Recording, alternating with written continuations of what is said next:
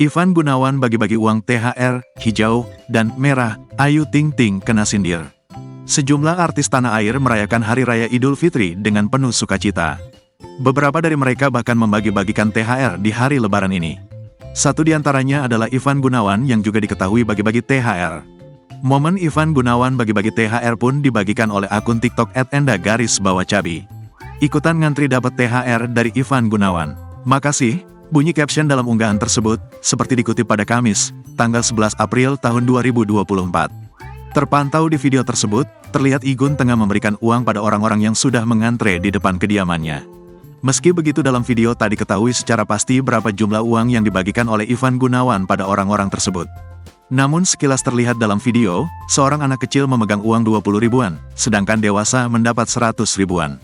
Netizen pun bereaksi setelah melihat nominal THR yang dibagikan oleh Ivan Gunawan. Sejumlah netizen bahkan membanding-bandingkan Igun dan Ayu Ting Ting terkait jumlah THR yang diberikan.